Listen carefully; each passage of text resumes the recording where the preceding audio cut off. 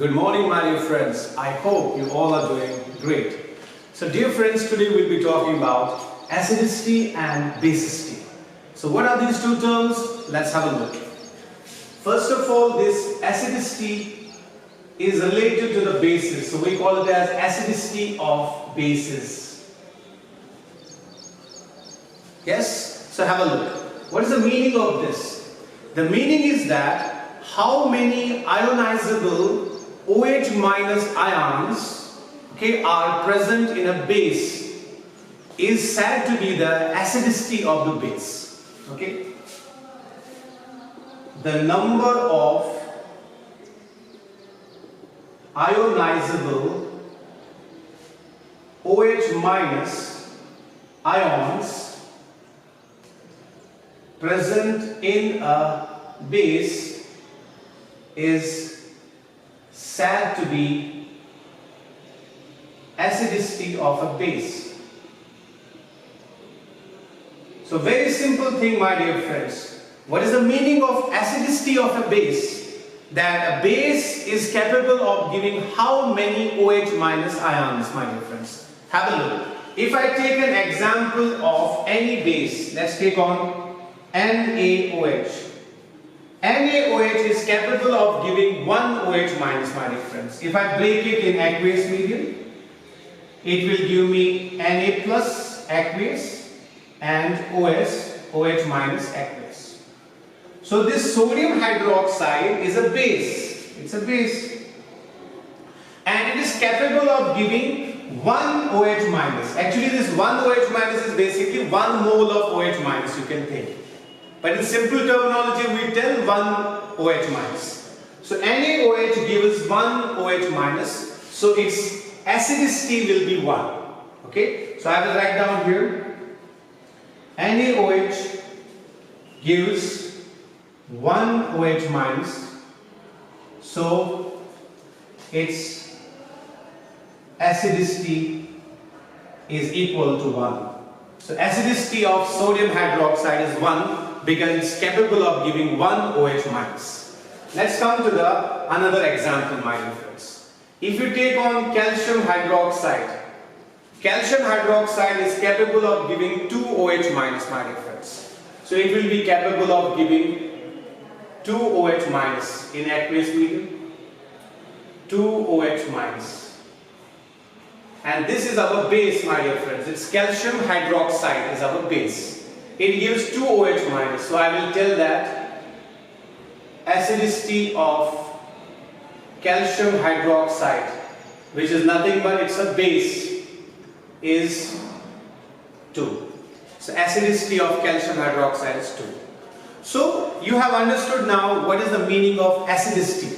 And remember, when you study about normality and molarity, most probably you have gotten the concept about normality and molarity in some basic concepts. First chapter of the chemistry. So how is this related to the normality and molarity? Let's have a look. You need to remember now, normality is equal to molarity into acidity of a base. Let us suppose, my dear friends, you have 0.2 molar NaOH, or you may have 0.2 molar calcium hydroxide, or you may have 0.9 molar calcium hydroxide. So let's take one example here. Let us suppose I have 0.9 molar calcium hydroxide solution. I have 0.9 molar calcium hydroxide. This M stands for molar. Molar is related to, my dear friends, molarity.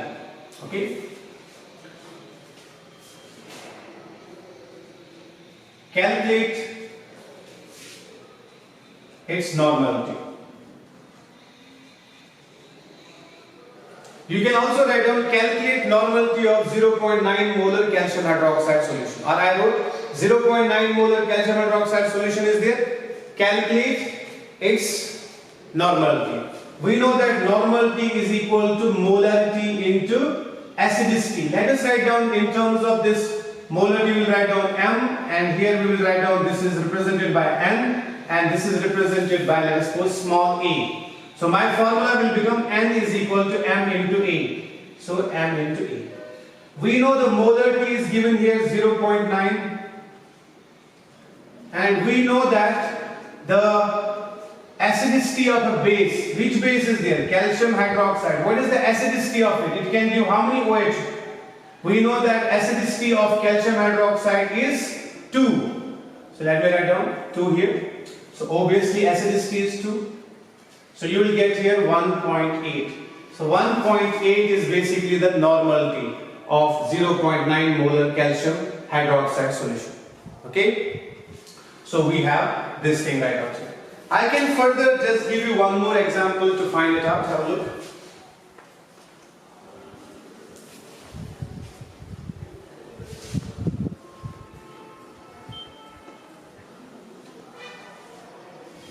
So have a look here, my dear friends.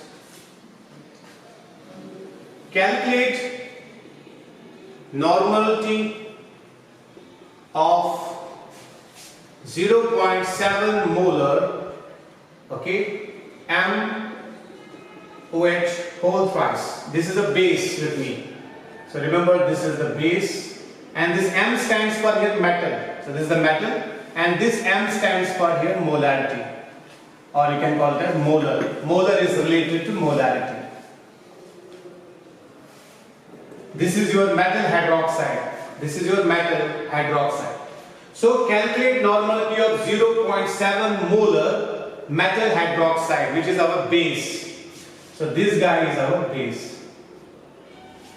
So I need to calculate normality of this. So obviously it's a very easy thing.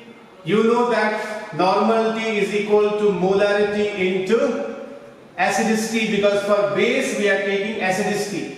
And if you look at this base, it can give 3 OH minus. My dear friends, it can give 3 times OH minus. So obviously it is acidity will be 3. And we know the molarity. This M dash is here molarity. Molarity is 0.7. So 0.7 is the molarity. Okay. And now this 3 is your acidity of a base into 3. So normality is equal to 2.1. So 2.1 is the normality of this particular solution, basic solution. Okay. So this is the normality. We can also say calculate normality of 0.7 molar MaOH whole thrice, okay, solution. So let us write down, we know it's a base, so let us put it as a solution now. Because in water only it will break into 3 times OH minus. Dear friends, now let us talk about basicity. And this is the basicity of acids, my dear friends. So term is basicity of acids. Have a look. What is the meaning of this basicity? Okay. The number of H plus ions. The number of H plus ions present in, or we can say the number of ionizable H plus ions.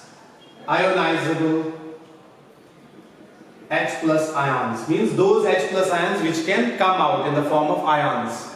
Let us suppose some acids will have 3H inside its formula, but only 1 H plus is coming out.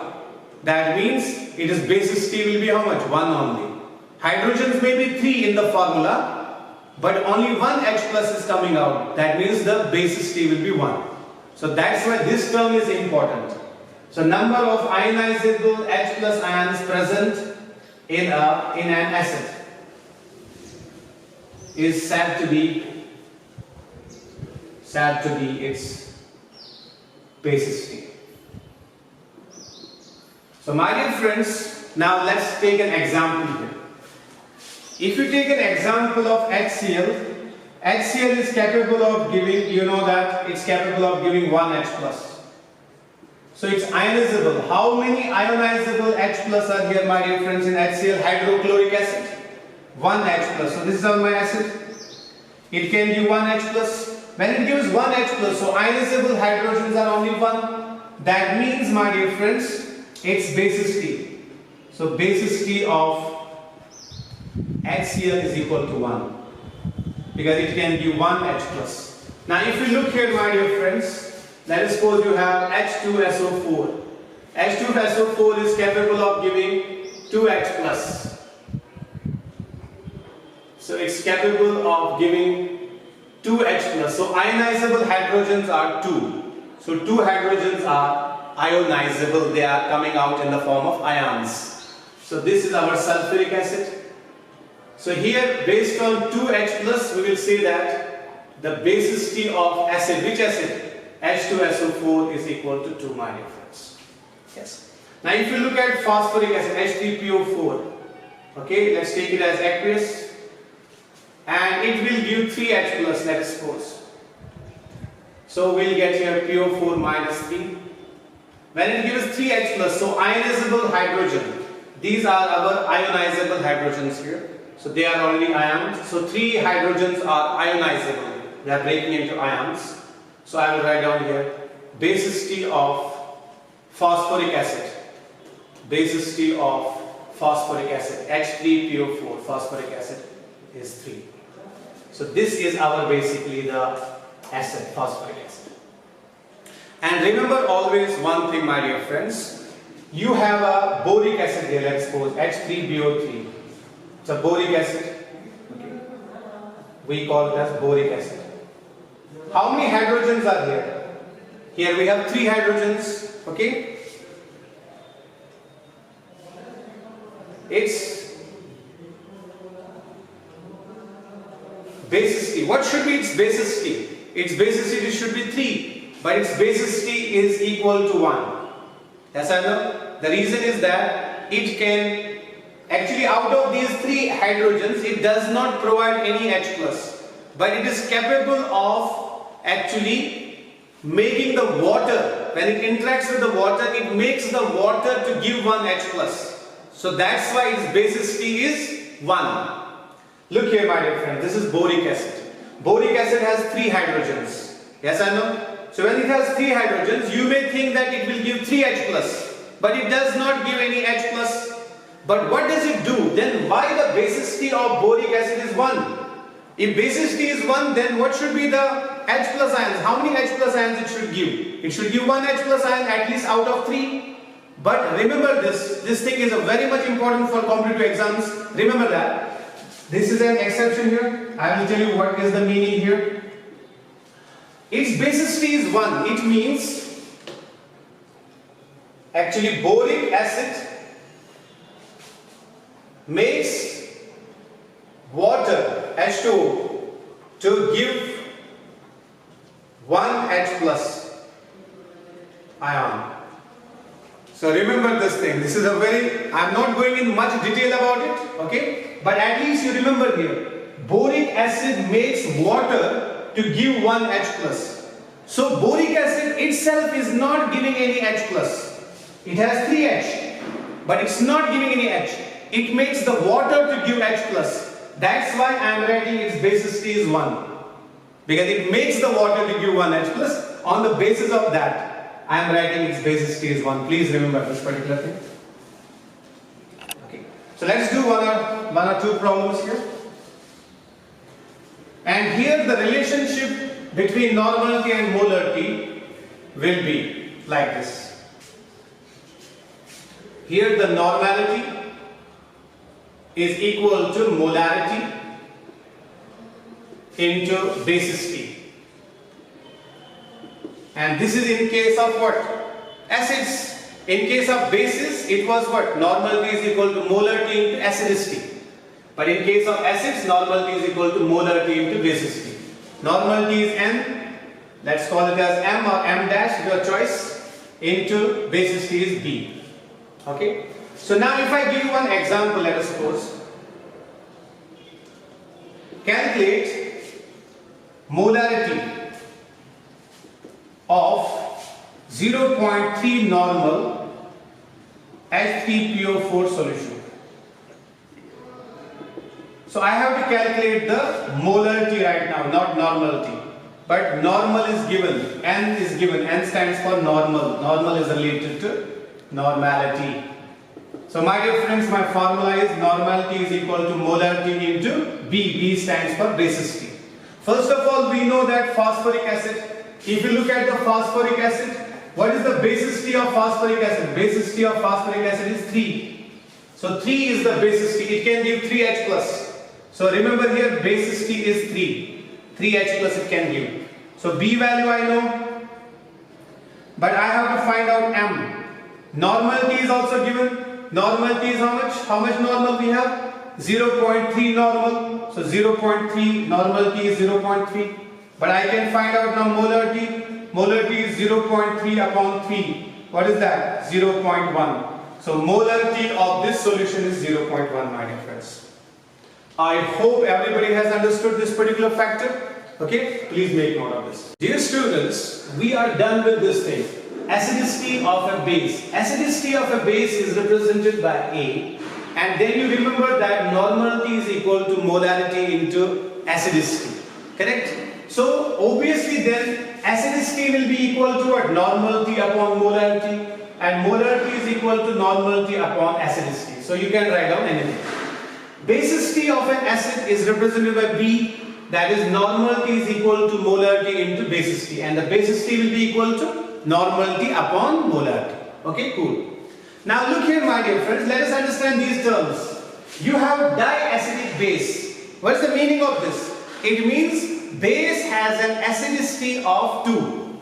Okay, base with acidity of 2 is known as diacidic base. So base with acidity of 2 is known as diacidic base. So let us take an example. Calcium hydroxide. Tell me, what is the acidity of this base? How many OH minus ions it can give? It can give 2 OH minus ions, and we know that the acidity of this particular base, that is A, is equal to how much? 2, because it can give 2 OH minus. So this will be called as diacidic base. So this is your diacidic base, and what is the name of this diacidic base? It's a calcium hydroxide. So this calcium hydroxide is a diacidic base. Correct? Now let us go to the polyacidic base. What is polyacidic base? Very simple thing. Base with acidity. Okay? The base with acidity equal or greater than 2. Sorry. Base with acidity greater than 2. Directly we write down greater than 2. That can be 3 also, more than 3 also. So base with acidity greater than 2 will be called as polyacidic base. So what is polyacidic base, my dear friends? Base with acidity greater than 2. Have a look at it. Let us suppose you have aluminium hydroxide. It can give 3 OH. Yes, this is the base with me. So it is basicity or acidity. Its acidity is equal to 3. So I will call it as then, it will be your polyacidic base. So this guy is my polyacidic base, as its acidity is 3. Acidity 3 means, that means base with acidity greater than 2. So 3 is greater than 2. So obviously it's a polyacidic base. Now look here. Now what is the meaning of this? Acid with basicity equal to 2. Yes, acid with basicity of 2 or equal to 2. Okay, cool. Let's take on some acid which has a basicity equal to 2, will be called as dibasic acid, my dear friends. So let's take an example. H2SO4. Its basicity B is 2 because it can give 2H plus. So obviously this is our dibasic acid, and it's a sulfuric acid. Sulfuric acid. So sulfuric acid is a dibasic acid. Let's take on polybasic acid, my dear friends. What is polybasic acid? Same thing. Acid with basis T, acid with basis T greater than 2, acid with basis T greater than 2. So obviously here example will be H3PO4, and you know that its basis T is equal to 3 and 3 is greater than 2. So obviously this guy will become your polybasic acid. So I will call it as phosphoric acid. So I hope you have understood. Dear students, now let us understand about dibasic acids and polybasic acids. Now if any acid will give only one H plus, then it will be called as monobasic acid. If it gives 2 H plus, dibasic. And if it gives more than 2, it will be polybasic acid. So remember, if it gives 1 H plus, it will be monobasic. Okay, like HCl, HNO3, they are monobasic. So we are talking about dibasic acids here. So dibasic acid will have basis T equal to 2. And here polybasic acids will have basis T greater than 2. Correct? So let us take on now dibasic acid first. Okay. If I take any dibasic acid, and I can take here, let us suppose a polybasic acid. Polybasic acid. Look here, in dibasic acid, the basis T is 2. That means it can give 2H plus. This acid can give 2H plus. So I will take any acid which can give 2H plus. Let us suppose H2X. Okay, this X stands for an anion. Okay, so look here, aqueous. Let us suppose it gives H plus. It gives 1 H plus. How many H plus are there? 2 H plus are there, but it is giving 1. So what remains here? Here remains HX minus. Okay, my dear friends, this is aqueous. Correct? Now look here, my dear friends. This is called as the first ionization of this particular acid. And this acid is our dibasic acid because its basis T is how much? 2. It can give 2H plus. But it has given only 1 H plus right up here. So if I want to calculate it is Ka1. Ka1 stands for ionization constant, or we can also call it as first ionization constant of weak acid because it gives only 1 H plus. So I can also call it as this is the first ionization constant of, let us suppose, a weak acid. Okay, so it's equal to molar concentration of products divided by the molar concentration of reactant. So product is here H plus into HX minus divided by the reactant is H2X, and we call it as first ionization constant of weak acid, that is Ki. But we know that this acid is dibasic acid, so it will give over 2H plus. But in first case it has given only 1 H plus. Yes, so it's capable of giving 1 more H plus. So now I will take on this one. Okay, first of all I have broken H2X into H plus and HX. Now I will take this HX, my dear friends. HX minus aqueous. This I am taking now. And now I will break it into H plus aqueous plus X minus aqueous, my dear friends. Now I have taken out 1 more H plus. First of all, I have taken out 1 H plus from H2X, which is a dibasic acid.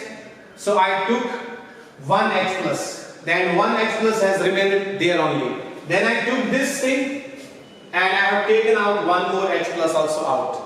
Now this is the second ionization or second dissociation. So it will be represented by Ka2.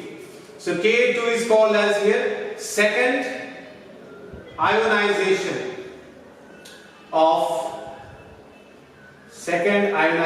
constant of weak acid. So it will be equal to molar concentration of products H plus into X minus divided by HX minus. So this is Ka2. So my dear friends, I took a dibasic acid. So this was my dibasic acid, and I have broken it into two steps. I have broken it into two steps. This was step number 1 and this is step number 2. In first step it has given H plus, then in second step it has also given one more H plus. So total number of H plus are 2. So it's a dibasic acid, my dear friends. So once you learn this thing, remember now one thing. That is, if you look at Ka1, that is the first dissociation constant of a weak acid here, it will be always greater than second dissociation constant value. Remember. So here key point which you have to remember is Ka1, that is the first ionization constant of weak acid, will be greater than the Ka2. Okay? For which acid? For dibasic acid. So whenever you are calculating, let us suppose somebody will give this Ka1 value and will also give you Ka2 value. You will find out that Ka1 will be greater than Ka2, my dear friends. So Ka1 will be equal to, greater than Ka2. Ka1 will be greater than Ka2. So first dissociation constant or first ionization constant of an acid will be greater than the second ionization constant of an acid. Now if this acid is basically the polybasic acid, then it will give 3H plus in 3 steps. When it gives 3H plus in 3 steps, then Ka1 will be greater than Ka2, Ka2 will be greater than Ka3. So let us see that also. Have a look. So let us take on now, in place of dibasic acid, let us take on polybasic acid.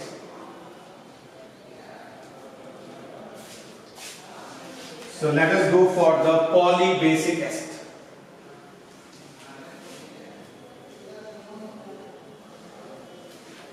Let us take one general formula here. That is, let's write down here now H3X. And this H3X will be your polybasic acid, because this acid is capable of giving 3H plus, but it will give 3H plus in 3 steps. Okay, my dear friends. So here the basicity is greater than 2, and that basicity is here equal to 3, and 3 is greater than 2, so obviously polybasic acid. Let us break this acid into 3 steps. In 3 steps it will give 3H plus, aqueous, let's break it into H plus, aqueous, and H2X minus, aqueous. So let us take on here Ka1 value, which is equal to molar concentration of products divided by molar concentration of reactant. That's Ka1 value. Let's take on now this one, H2X minus. Take this one, because it still has 2 hydrogens. Okay, so let's remove one more from here. So aqueous, let's break it into H plus aqueous plus HX minus 2 aqueous. Okay, my dear friends, now Ka2 value will be equal to here H plus into HX minus 2 upon H2X minus. Okay, so now let us take on now this one. Still one more hydrogen is there, so I will take on HX minus 2 aqueous. Let's break it into H plus aqueous plus X minus 3 here. Don't think that this X is a halogen. It's not a halogen. This X means any anion.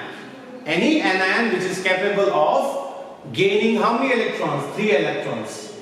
Like in place of this X minus 3 you have here, you can put PO4 minus 3 also. Yes, PO4 is capable of gaining 3 electrons. So X is PO4. Yes or no? So don't think this X is a halogen here. X is not a halogen. It is any anion which is capable of gaining 3 electrons. Now look here. Ka3 will be here now. Molar concentration of products H plus into X minus 3 divided by Hx minus 2. So now what is the relationship, my dear friends? I told you that Ka1 is greater than Ka2, it's greater than Ka3 for which acid? For polybasic acid. For dibasic acid, Ka1 is greater than Ka2 because there are only 2 H plus ions that can give. But this guy can give more than 2 H plus ions. If it gives 4 H plus ions in 4 steps, then Ka1 is greater than Ka2, Ka2 is greater than Ka3, Ka3 is greater than what? Ka4. And what are these? These are the ionization. First ionization constant. This is second ionization constant of weak acid. This is the third ionization constant. So these are basically ionization constants. First, second and third ionization constants. So this was about our polybasic acids and dibasic acids. Now if I give you just few examples of some acids, then you have to tell me what are those. If I give an example of CH3COH, this acetic acid is capable of giving only one H plus. So it is monobasic. Monobasic acid, which I am not discussing here, but it's monobasic because it can give an H plus. Even HCl is also monobasic. If you look at HCl, HCl will give one H plus. So this guy is also monobasic. Yes? And HNO3, if you have HNO3 minus 1 and plus 1, it can give one H plus. So this is also monobasic. Means they can give one H plus. So their basicity is 1. Basicity of all of them is equal to 1. 1, 1 and 1. And if you talk about dibasic acids, for example, which are capable of giving 2 hydrogens. So you have here sulfuric acid is dibasic. Okay. And even, my dear friends, if you take on an acid which is capable of giving 2 hydrogens is H2SO3 also. It can give 2H plus, 2H plus. So obviously the basicity will be here 2. So these are your dibasic acids. And polybasic means if you look here, H3PO4 is there, for example. Phosphoric acid, its basicity is equal to 3, that is greater than 2. So it's your polybasic acid. I hope you have understood. And let us talk about after this regarding polyacidic bases and diacidic bases, my dear friends. Please make note of this. Dear friends, now let us talk about diacidic bases and polyacidic bases. Let's take on the first one as diacidic bases. Diacidic bases will have acidity of 2. Acidity, A stands for acidity of 2. Means they can give how many OH minus? Can give 2 OH minus ions. Okay. Now look here, my dear friends, let us talk about diacidic bases here. Let's take one example. M stands for here metal. Metal hydroxide will take on. Okay. Because here the acidity is 2, which means it's capable of giving, you will get 2 OH minus ions here, my dear friends. So those bases which will give 2 OH minus ions, their acidity is 2. So we call them as diacidic bases. So let's take one example of diacidic base here and let's try to break it.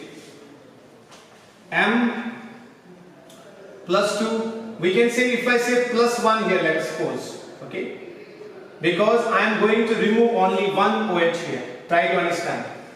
So I will write down here MOH plus OH minus. So here I will put one positive charge because this metal has lost only one OH. And now here, this is a base. Obviously this is a base. When you talk of a base, at that time you will use which constant? You will be using the ionization constant of a weak base. That means for this you will use KBI. KBI. This is the ionization constant of a weak base. So let us suppose if you have here KBI. and this will be equal to molar concentration of products. Then you will have MOH plus into OH minus divided by MOH whole twice. So this is the ionization constant of weak base, and we call it as first ionization constant. This one stands for first ionization constant of weak base. Let's take on the second one now. MOH, this one I will take MOH plus, because it will give me one more OH. So I will take on here M plus 2 aqueous and OH minus aqueous. Then I can write down here Kb2 is equal to molar concentration of products divided by molar concentration of reactants, MOH plus, my dear friends. This is your second ionization constant of weak base. So my dear friends, this is the second ionization constant of weak base. It's not necessary that you will take weak bases. You can take strong bases as well. You can take strong acids as well, my dear friends. Does not matter. Okay? So you can take here ionization constant of a strong base, and there also first ionization constant of strong base and second ionization constant of weak base. But when I show equilibrium signs, I understand these are weak bases. Okay? So that's why I am writing weak bases, because of equilibrium sign.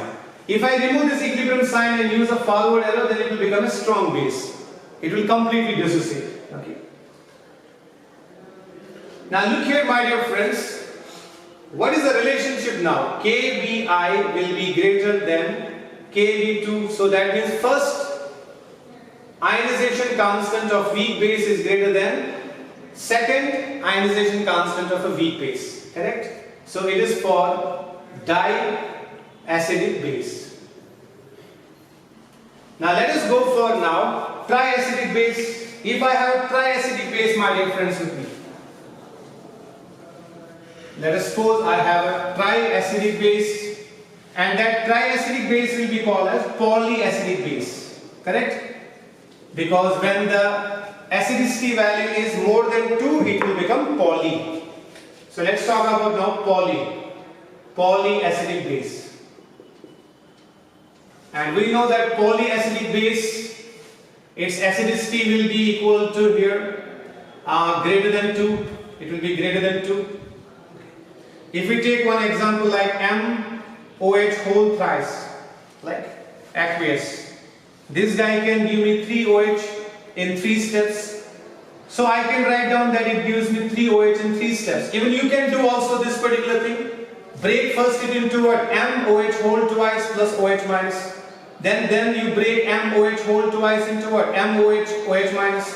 Then you break MOH into what? M plus 3 and OH minus. So 3 dissociation constants you will get for this base also, and this base is a polyacidic base. So for this thing, my dear friends, if we write down, we will have here the first, when it gives first OH, so that is, we can calculate KBI. KBI is greater than KB2, greater than KB3. So you can yourself write down what is Ka1 and Kb2 and what is Kb3, my dear friends. If you start breaking it also, it will break like this. MOH whole twice, it will give me MOH whole twice plus 1 and OH minus. That is first one. And second one will be MOH whole twice. It will break into MOH plus 2 and OH minus. And then third, it will be MOH plus 2. It will break into M plus 3 OH minus. So this will be aqueous, aqueous, aqueous, aqueous, aqueous. This reaction is taking place in aqueous medium. So my dear friends, from here you can calculate, from first reaction you can calculate the Kb1, second Kb2, here you can calculate Kb1, Kb2 and Kb3. Out of these 3, which one is having the greater value? Kb1 will be always greater than the Kb2, Kb2 is greater than Kb3. So you can just write down their expressions as well, my dear friends. Have a look.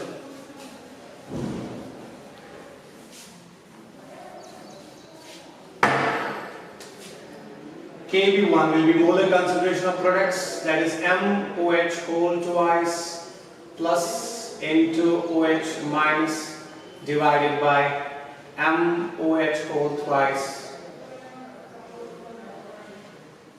And for Kb2,